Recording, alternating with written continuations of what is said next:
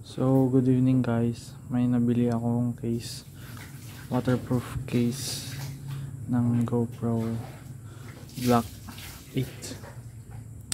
So, testing natin kung pwede ito sa tubig para kung sakaling magbe-beach tayo or swimming pool is pwede na siyang gamitin sa tubig.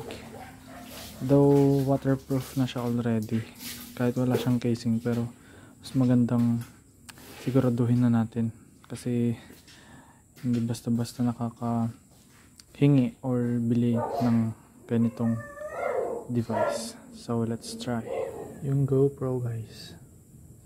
Yan, click lang natin to. Recording na siya.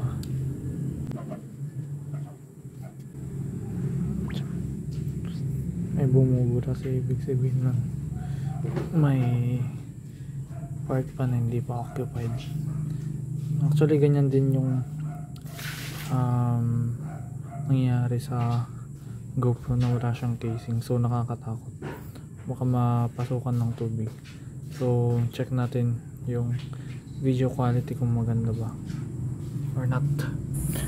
Konting tip pala sa mga baguhan sa GoPro, pwede tayo mag-download ng GoPro Quick and then natin siya mag-open.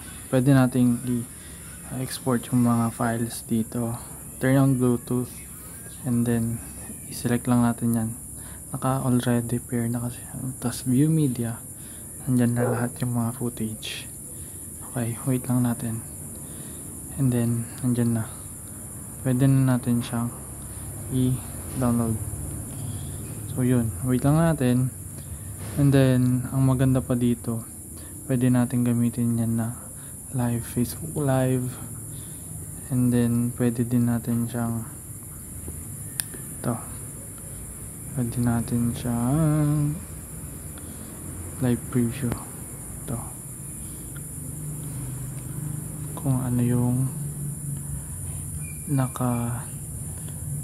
yan, pero hindi siya nga lang kasla, para siyang live pero maganda yan pag umaga, diba? Napakaganda.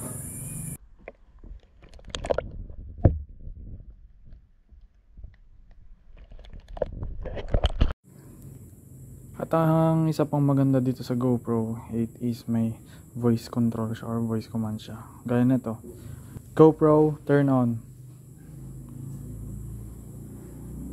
So yun. So GoPro turn off.